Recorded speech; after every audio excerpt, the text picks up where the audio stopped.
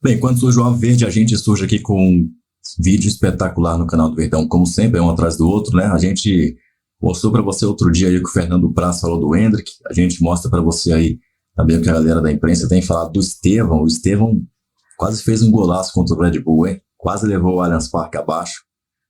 No segundo final ali, o goleiro conseguiu ali de alguma maneira evitar o gol. Realmente incrível, seria um golaço. Seria um golaço. E a imprensa está delirando com as atuações de Estevão e as comparações começam. Você vai ver agora com quem eles estão comparando o Estevão. Deixe o seu like, tá? Eu sei que você já está inscrito aqui no canal, então eu nem vou falar para você se inscrever. Prepara o comentário aqui embaixo para me dizer, você concorda com essa galera? Quem é mais jogador, Estevão ou esse cara que eles vão falar aí? Chamavam ele na base, professor Celso Unzelt, de Messinho. Mas tá mais pra Neymarzinho, não tá, não? É, pelo menos na relação com a bola, né? Esse drible aí é qualquer coisa. Espero que esteja mais pra Messinho. Eu também. E ele realmente... Cornetinha você, hein? Mas eu tô torcendo pelo rapaz. Ele é um jogador que agrada a gregos e troianos, né? A gente teve aqui essa semana uma discussão sobre isso. Eu gosto muito, por exemplo, do que tem de diferente. O Breler e o Eugênio levantavam essa questão da combatividade e também da coletividade. Ele é um raro craque coletivo. Você tem todos os argumentos para defendê-lo. Aqueles que gostam do que os italianos chamam de fantasista, tem aí um jogador sensacional na relação dele com a bola. Aí ele foi fantasista.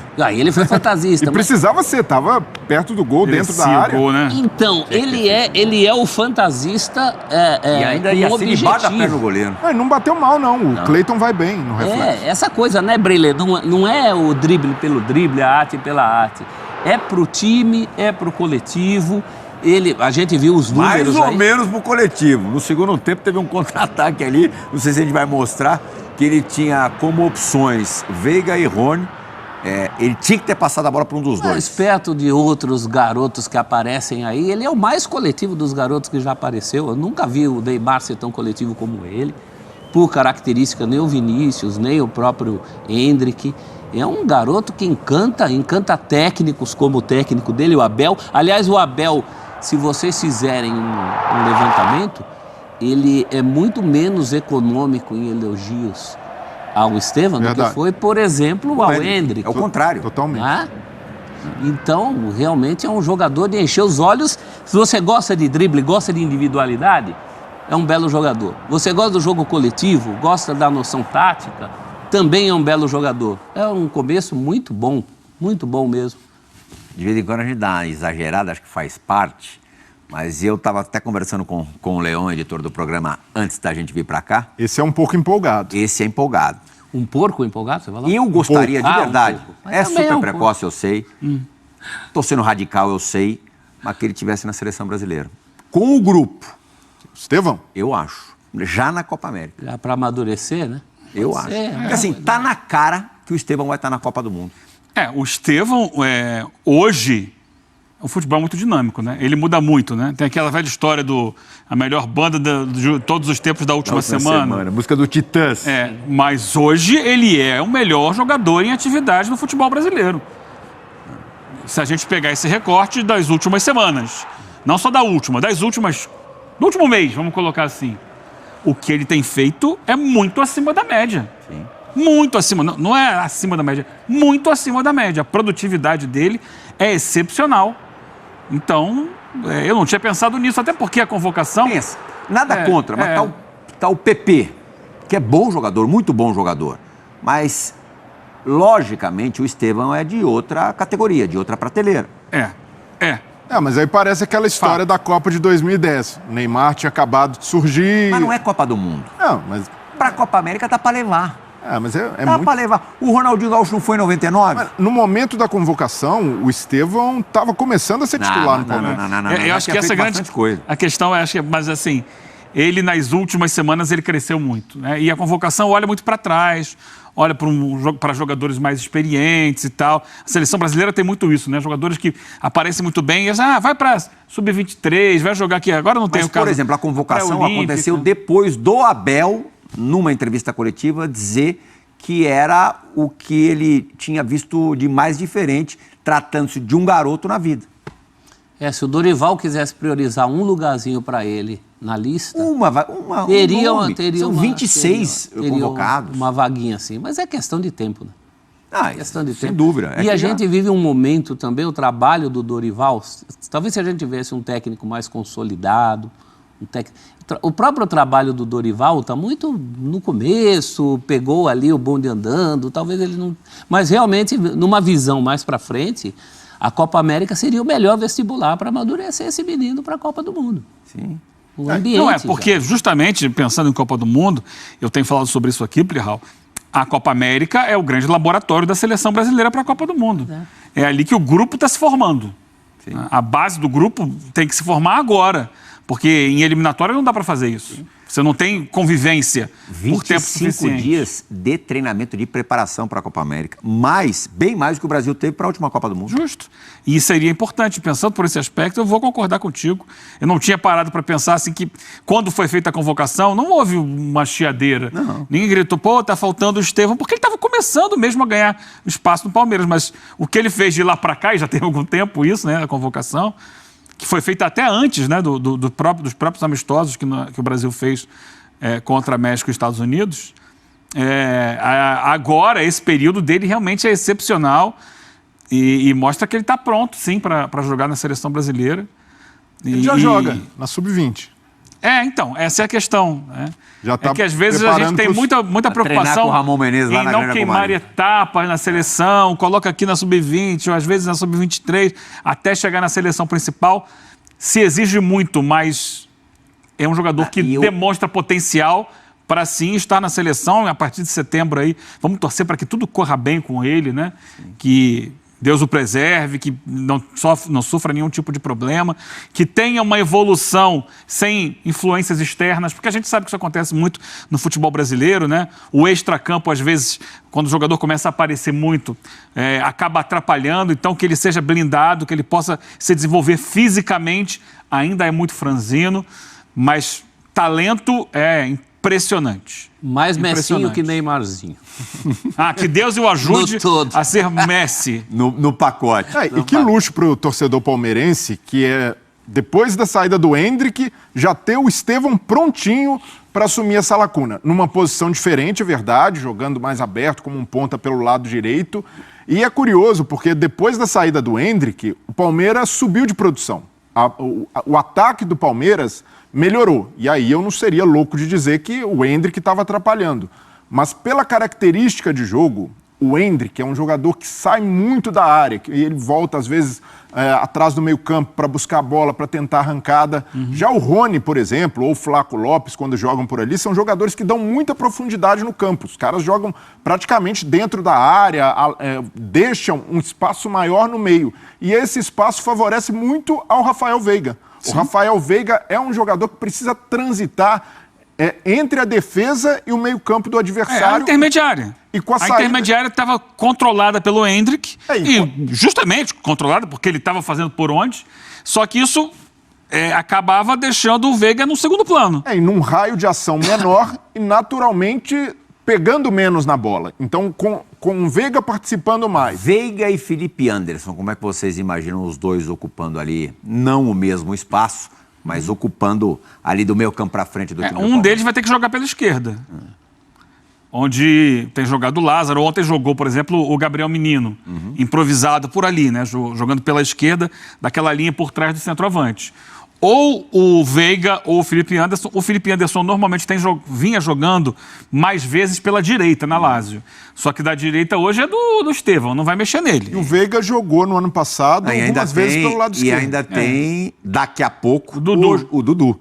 Dudu, que a gente vai mostrar uma imagem agora, sucesso entre a molecada, entre os mascotinhos do Palmeiras. Ontem ali, na hora do aquecimento, o pré-jogo ali, ele chegou e à beira do campo para saudar a molecada, cumprimentar a molecada. Por enquanto tá tudo, o Dudu tá quietinho, ainda mais depois dos últimos acontecimentos, ele tem que ficar alguns dias piano, mas daqui a pouco conhecemos o Dudu não será dessa maneira. Já tem uma geração Dudu. Essa turminha aí nasceu quando ele chegou. Já tem uma molecada ali maior que o Dudu também. Ou nasceu Que não é quando grande ele vantagem. Talvez por isso o Palmeiras, a presidente Leila tenha falado, que vai embora, negociou, vai embora, a gente não quer mais você aqui, cumpra o combinado, porque vai ser difícil arrumar espaço no time para todo mundo. Acho que o Dudu tem espaço nesse time ainda. Talvez o Felipe Anderson passe por um processo de adaptação até ele encontrar o espaço, porque imagino, pensando no imediato, primeiro, o lugar do Estevão é dele, tá lá. Sai qualquer um, não sai ele. Centralizado o Veiga. Pela esquerda, o Dudu. E aí o Felipe Anderson vai jogar, hora de um lado, hora do outro, entra no segundo tempo, um jogo que alguém está machucado ou suspenso, ele joga e vai ter que comprovar dentro de campo que tem espaço no time. Porque a história do Dudu está feita, está montada, é um jogador de alto nível técnico. Vale agora a gente esperar para ver como é que vai ser essa volta também, a técnica dele, para que ele consiga recuperar a condição do que ele já jogou. Mas o fato é que você não tira o Estevão do time. Isso aí você pode ter certeza. De todos esses coringas, me parece que o Veiga é o que mais precisa do espaço dele. Ele é mais dependente daquele espaço dele, né? No futebol atual a gente vê muito isso, né? De ocupação de espaço. Por exemplo, quando você tem um lateral que desce muito e também o atacante por lá, quer dizer, é o mesmo espaço para dois. O Ayrton Lucas no Flamengo, por exemplo, ele rendia de um jeito quando podia avançar e depois teve que ficar mais, porque o time mudou o jeito de jogar. Acho que o Veiga é o mais dependente do espaço dele. Tinha esse debate, Os né, professor? Sobre o Veiga. Eu lembro de ter defendido aqui o Veiga, porque algumas pessoas chegaram a falar, não, tem que tirar ele do time e tal. E eu falei, gente, como é que pode tirar o Veiga do time? Né? Um jogador decisivo, tão importante nesse período. E aí, a gente olha essa semana, ele foi o jogador que mais finalizou contra o Atlético, né, no 4-0. Ontem fez gol, ele recupera um espaço a partir do momento em que o Endrick sai do time e libera aquela intermediária para ele. O foco do Palmeiras passa a ser na direita. A jogada pela direita, construída a partir da qualidade dos dribles do Estevão. É impressionante. Ontem o Palmeiras, o jogo ontem teve 33 chances de gol. Jogadas criadas para a chance de gol. O maior número do campeonato brasileiro. Foram 24 finalizações. 24 finalizações. O Rony? Posso pegar esse número aqui. Mas a bola chegou muito. Somando os dois times, foi o maior número do brasileiro. Chance criada não é finalização, é a possibilidade de finalização criada.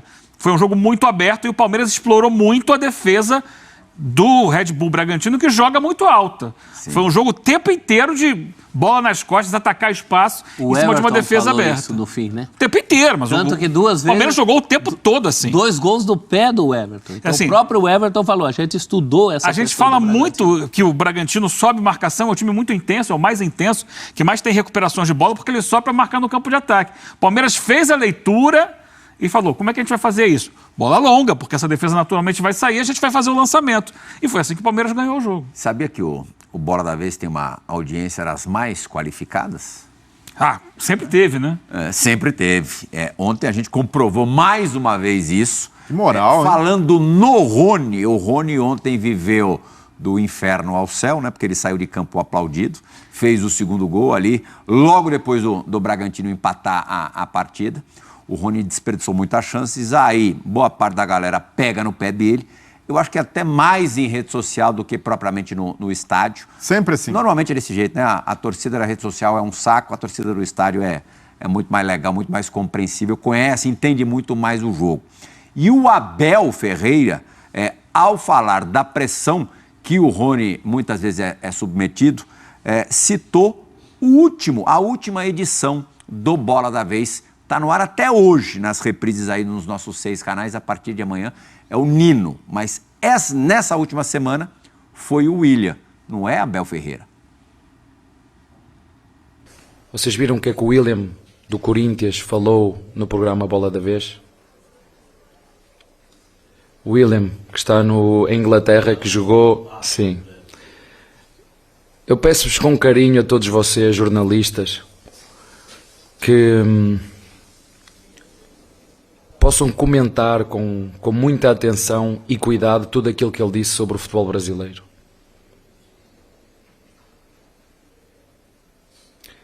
É muito triste ouvir um jogador a dizer que nunca se tinha lesionado, mas com a pressão que era feita.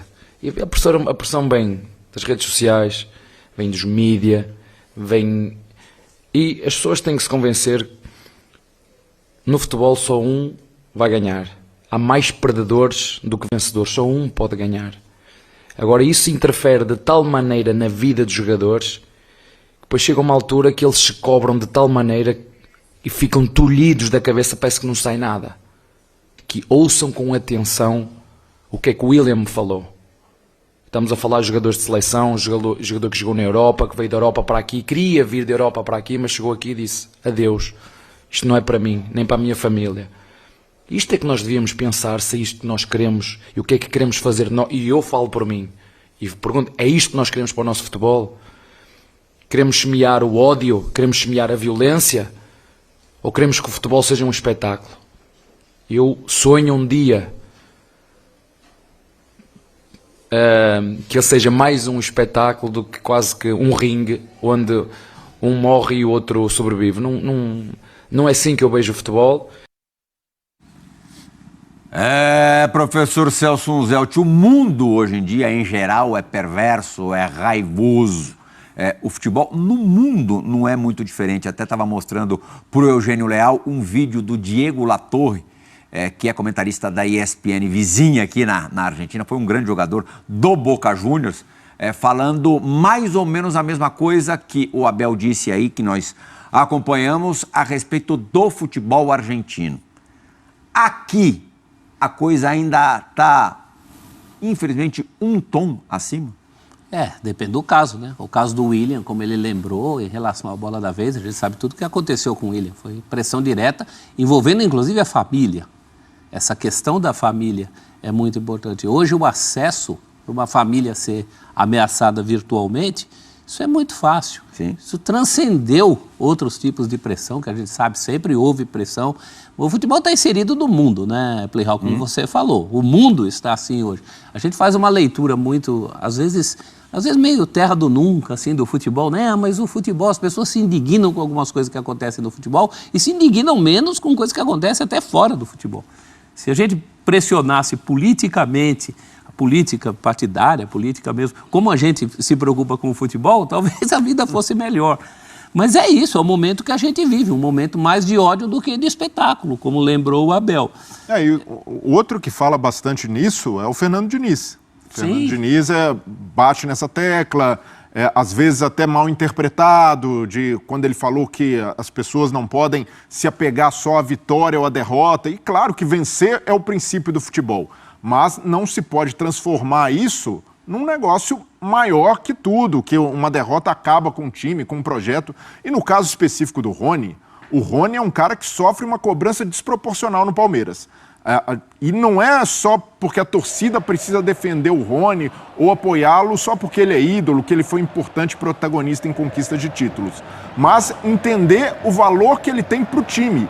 O Rony é um cara incansável, ele pode estar mal o que for em campo, errar várias finalizações como errou ontem, pecar ali em algum último passe, mas nunca deixa de correr pelo time. É um cara que sempre se esforça. Ele jamais peca por omissão, né? Exato. Pelo contrário. Pressiona, incomoda zagueiro o tempo inteiro. Olha essa movimentação dele, é algo que toda hora ele faz. Então, é um cara que o torcedor não pode esperar um acabamento de jogada dele de um Haaland, de um centroavante. Ele não é esse cara, um definidor. Mas, ao mesmo tempo, na ideia coletiva do Abel, ele é muito útil. E eu vejo que hoje ele é indispensável no elenco, não no time titular. O rendimento dele baixou, é verdade. E uma coisa é criticar como o próprio Abel criticou ontem. Olha, o jogador precisa ser mais efetivo, não podemos perder tantos gols como perdemos. Esse tipo de crítica, o atleta assimila numa boa, porque ele também fica bravo quando perde um gol, quando erra um passe. Mas transformar isso numa coisa maior, como acontece com o Rony frequentemente. Já vi vários torcedores do Palmeiras taxando o Rony como bagre, um cara dispensável. Essa é a vida do Rony. E ele não é. O Rony é muito útil ao Palmeiras, mesmo como reserva. Ele foi decisivo em muitos momentos importantes na história do Palmeiras. Ele fez uma Libertadores que eu acho que se ele não foi o melhor jogador daquela Libertadores, foi um dos. Até o gol do título sai do pé dele. Agora, o Abel clama para todos nós, né? Inclusive se coloca como técnico e também cita a imprensa. Olha, da minha parte, eu acho que a imprensa, e eu procuro seguir isso, É aquela lógica do criticar sem ofender, elogiar sem bajular. Né? Partir para essa coisa da ofensa. E eu sei que hoje em dia, para ganhar clique, tem essa questão também de certos programas, né? Para você chamar a atenção. Eu acho que as pessoas passam do ponto. Tem bastante isso. Tem muito isso. Né? Tem demais isso. Talvez em alguns casos a maioria é isso. A maioria das coisas que as pessoas consomem. Então eu acho que também tem esse lado, né? Você pensar 2 vezes antes de ofender mesmo. Quer dizer, faça a sua análise em cima do jogo que é jogado, não do lado pessoal, do estereótipo. O Rony virou um estereótipo, né? Essa coisa do Rony virou até folclórico. O Yuri Alberto no Corinthians até outro dia estava passando por isso. Era outro também que não se furtava ao jogo. Ele tinha seus problemas do gol que perdia, mas ele estava sempre ali. Ele está fazendo gol atrás de gol até hoje, professor. Sim. Qualquer lance que ele desperdice é mais destacado do que um gol que ele faça. Sim, contra o São Paulo, o Corinthians só empata aquele jogo com o golaço do Mosquito, porque ele rouba uma bola. Ele que rouba a bola do até Luciano. O fim ali do Luciano. Tem também o lado do Luciano ter perdido a bola. Isso é uma crítica técnica. Mas o futebol é isso, né? Mas é isso, é do jogo. É interessante esse ponto que o Abel levanta, de se colocar água na fervura, né? Eu acho que é desses pequenos tijolinhos que a gente vai construindo um equilíbrio melhor. Eu lembro que a gente, quando, Eugênio, um ídolo, já um cara com uma história construída dentro de um clube, passava por um mau momento, a gente sempre usava o termo, ele tem saldo. E como? Hoje, me parece que a tolerância e a impaciência é tão grande que esse saldo ficou muito menor. A gente acabou de falar da história do Rony no Palmeiras. Pô, o que esse cara ganhou lá, não vamos exagerar que ele deveria ter uma estátua, mas é um cara para ser lembrado para sempre com carinho. Ô Plihal, o próprio William no Corinthians, realmente foi uma passagem abaixo das expectativas, mas não para o cara receber ameaça. É algo muito desproporcional. Sim. Então, é isso, tem crédito e eu acho que o problema está muito mais em quem olha para ele do que nele.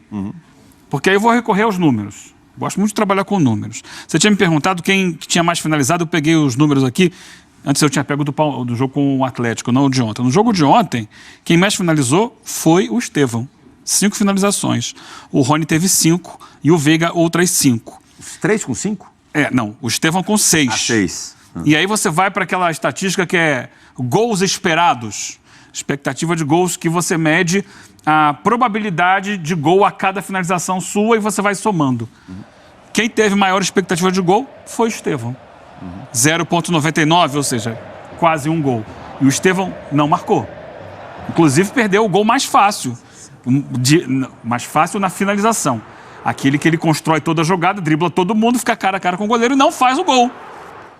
Era para ter feito aquele gol. Seria o gol, talvez, o gol mais bonito do campeonato e tal. Mas, assim, na finalização ele peca. O Rony tinha uma expectativa de gol de 0,87 e fez um gol. O Veiga 0,71 e fez um gol. Então, assim, a estatística mostra que o Estevão, que nós estamos dizendo aqui, e eu acabei de dizer, é o melhor jogador do Brasil em atividade. Ontem teve um aproveitamento inferior ao do Rony. Isso não quer dizer muita coisa, mas assim, o que eu estou querendo provar aqui, o ponto, é que há uma má vontade que já vem antes do jogo. Porque esse daí ele fez. E esse não era fácil não, hein? Gol de um toque na bola, em velocidade, a bola quicando, a gente sabe como é no gramado, poderia isolar essa bola na arquibancada. E é o gol da vitória. Sim. É o gol da vitória do Palmeiras. Ah, mas perdeu outros. Acabei de falar aqui. A probabilidade de gols do menino, que, repito o que falei, para mim hoje, nas últimas semanas, é o melhor jogador em atividade no Brasil e que ninguém vai reclamar porque ele está jogando muito, porque ele está criando as situações para o Palmeiras. Então, acho que há muito pré-conceito em relação ao Rony. E com relação ao que o Abel disse, lamentavelmente, é uma consequência do pensamento da sociedade hoje. A sociedade é violenta. A sociedade é violenta não só fisicamente, como é brutal em termos de assassinatos, de violência em todos os estágios, no trânsito, dentro das casas, etc., como também é muito violenta nas redes sociais. E muitas vezes é violenta dentro dos campos de futebol também, com todos os tipos de atitude. O próprio Abel tem atitudes violentas, não de bater em ninguém, mas pelas reações e pela atitude dele do lado de fora de campo. Então, acho que todo mundo sim devia baixar um pouco a bola, parar para pensar e tentar enxergar o mundo de uma forma um pouco mais pacífica. porque o nível de tolerância está muito Mas eu pequeno fico com em medo todos que os aspectos. parece ser um caminho sem volta. Acho que agora para retroceder é difícil. Mas pelo menos refletir ou pelo menos estancar essa agressividade, né? Mais do que violência é mais pesado, mas a agressividade é uma coisa que está acontecendo assim, você esbarra com uma pessoa na rua, a reação é agressiva. Né? E o futebol já tem a competitividade, tem a rivalidade, são elementos que a gente tem que trabalhar com muito cuidado. E aí, para você, gostou do mistério, do suspense? Bom, Estevão ou Endrick, quem para você é mais jogador? Quem é melhor tecnicamente? Me diga aí, hein? É que tem um detalhe aí que o pessoal gosta de falar, né? Eu sempre separo aí a questão técnica, questão de habilidade e a raça também, vamos dizer assim, né? Aquele jogador que mesmo sem ter uma técnica ou uma habilidade, ele é raçudo, ele está dividindo toda a bola, ele vai, não tem bola perdida, corre igual um cachorro dentro de campo, corre igual um doido. Tem um cara muito habilidoso, de repente não é o cara mais técnico, mais genial, mas ele tem muita habilidade ali com a bola nos pés, o cara dá embaixadinha que nem um doido, o cara finta. E tem um cara muito técnico, o cara que dá um passe perfeito, o cara que mata a bola no peito, que está jogando, tem uma precisão de chute espetacular, entendeu? Tem, digamos, essas três questões aí que são separadas da habilidade técnica, né? Muita gente mistura as duas aí, eu não gosto de misturar não. Para mim tem jogadores dos dois tipos, tem um cara mais técnico, tipo o Tony Kroos da vida. É um cara técnico, mas não é um cara habilidoso, concorda comigo? Ele é habilidoso, tudo bem, na habilidade de fazer as coisas que ele faz de forma técnica, mas não aquela habilidade do drible. É um driblador. Agora tem o Vinícius Júnior, que para mim é um driblador, mas não é um cara técnico. Entendeu qual que é a questão? Teria outros exemplos que eu poderia dar para você aí, né? Para você ficar bem inteirado do que eu tô querendo dizer. Mas o que importa é quem é melhor, Endrick ou Estevão. Comenta aí que eu quero saber a sua opinião. E nesse vídeo aqui, a imprensa surtando com o Verdão de Estevão, dando show, hein? Metendo gol atrás de gol aí, o Palmeiras, Rafael Veiga voltando, e eles já estão com medo, hein? Já estão preocupados, porque o Palmeiras já cola nos líderes, o Flamengo já está com as barbichas de molho, já tem gente reclamando de arbitragem, já começou. O Botafogo arrumou um empate esses dias aí contra o Paranaense, não se sabe até hoje como. Uma falha danada do Paranaense, essa que é a grande verdade. Avante palestra!